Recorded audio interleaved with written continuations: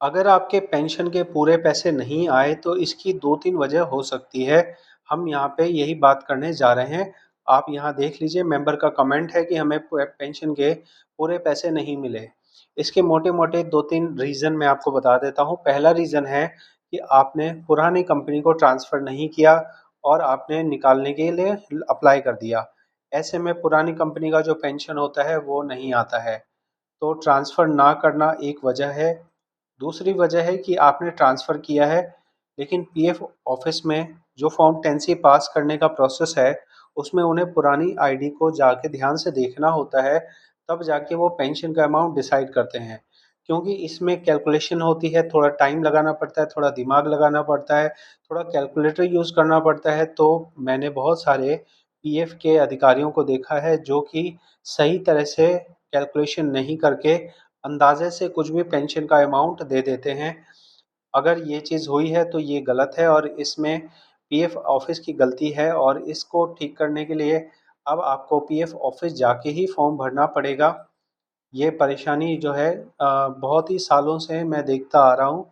समझ लो कि 8 साल से मैं काम कर रहा हूँ, 8 साल से यही देखता आ रहा हूँ कि गलत-सलत पेंशन का फ़ॉर्म पास कर देते हैं और फिर मेंबर को पीएफ ऑफ़िस भटकना पड़ता है।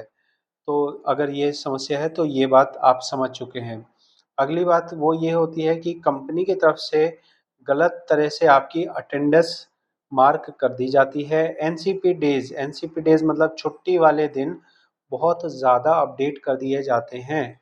जैसे आपने 365 दिन की सर्विस करी है, कई बार मैंने देखा है कि पीएफ का जो कंपनी वाले होते हैं, कंपनी वाले 300 दिन की छुट्टी डाल देते हैं या कई बार 400 दिन की छुट्टी डाल देते हैं।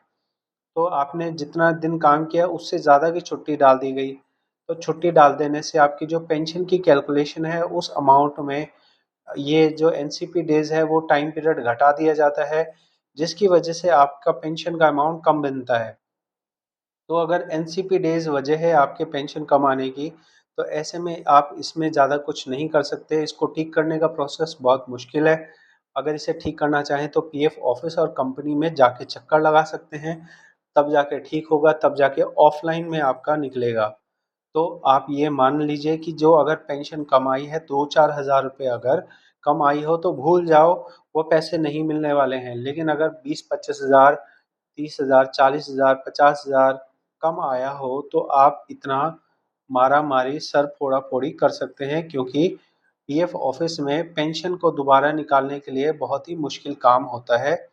आप मेरे चैनल पे जाके और इन्फॉर्मेटिव वीडियो देख सकते हैं।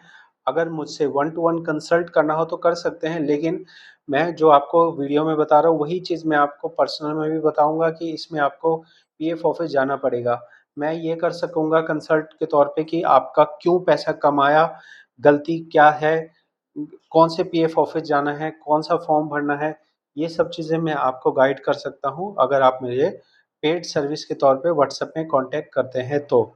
साथ में ही अगर पीएफ ईएसआई इनकम टैक्स का कोर्स सीखना हो, काम सीखना हो, तो आप मेरे कोर्सेज़ को जॉइन कर सकते हैं, जिसका लिंक आपको डिस्क्रिप्शन में मिलेगा और आप व्हाट्सएप पे भी मेरे से कोर्स के लिए पूछ सकते हैं। धन्यवाद। Are you looking for expert help with your Provident Fund? We offer full PF withdrawal, transfer, master payroll, ITR filing, and become a certified consultant with our courses.